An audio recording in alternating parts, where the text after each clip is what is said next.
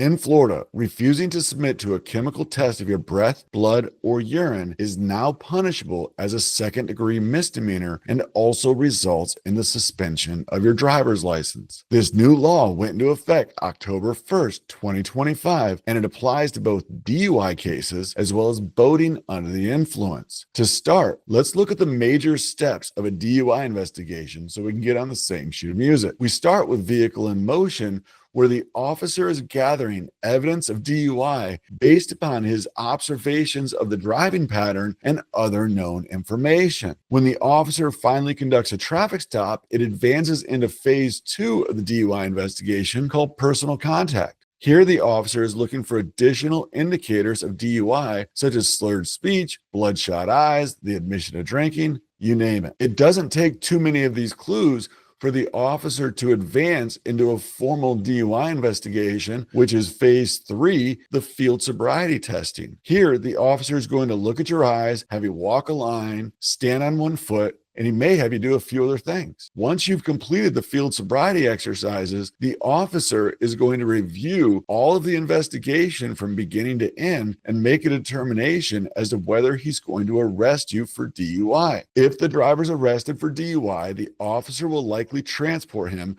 to another location, at which point in time he'll be asked to take a breath test on an Intoxilizer 8000. That computer was made in 2007. What household electronics or computer equipment do you have from 2007 that you still use? After the breath testing sequence, the person will be screened medically, processed through the jail, and then allowed to bond out as normal procedures allow. This new law only applies to a chemical test of your breath, blood, or urine, which almost always takes place after the arrest. This leads us to a myth we're going to tackle related to DUI. If I refuse to do roadside sobriety exercises, I will be automatically arrested for DUI. That is not true. You cannot be arrested for refusing to do field sobriety tests alone. The fact is that refusing to perform roadside sobriety exercises is just one fact that the officer can consider, very much like the fact of admitting to drinking. That's a fact they can consider too.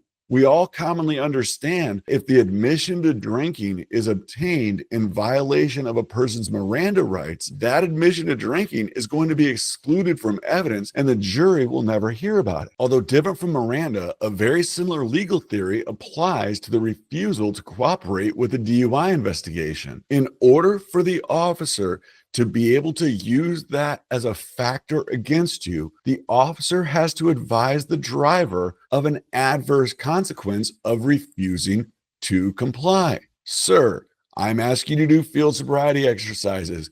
If you refuse to do these field sobriety exercises, that's one of the things I'm going to consider in my decision to arrest you. Do you understand that? And with understanding that, do you still refuse? If something like that is not said, then the refusal to perform the roadside sobriety exercises cannot be used as the basis for the probable cause for the officer arresting you.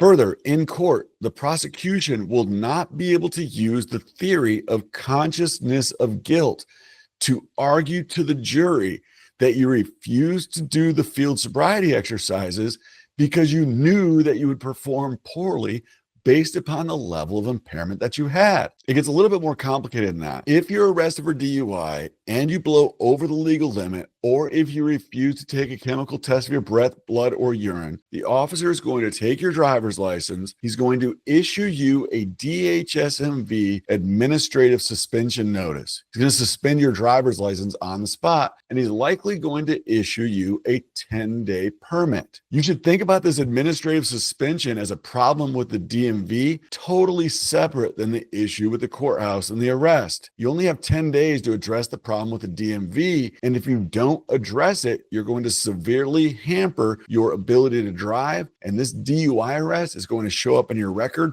for 75 years. You've made it this far, and it's time for you to like the video, subscribe to the channel, and memorize the number. Let's take a look at Statute 316-1939. Now remember, this statute always existed. It's just been modified now to account for the law changes in that refusal to submit to a DUI chemical test is now for first-time offenders and not subsequent refusal cases only. 316-1939, subsection 1, refusal to submit to testing penalties. A person who has refused to submit to a chemical or physical test of his breath or urine as described in 316-1932 and who the arresting law enforcement officer had probable cause to believe was DUI, who is also placed under lawful arrest for DUI, who is informed that if he or she refused to submit to such a test, that his driving privilege would be suspended for a period of 1 year for a first refusal or 18 months in the case of a second or subsequent refusal, who is informed that a refusal to submit to a lawful test of his breath or urine is a misdemeanor of the second degree, or if his or her driving privilege has been previously suspended for a prior refusal, that it's guilty of a misdemeanor of the first degree. That's it on refusal, but we're not done. Exit the vehicle now. I want to know how this officer is allowed to punch this guy in the face for refusing to comply with his commands to get out of the car. Yet at the same time, I'm telling you to refuse to comply with the officer's request to walk down a line, to look at the eyes, and to stand on one foot. How is that different? I'm creating a video on this topic. Check it out right here.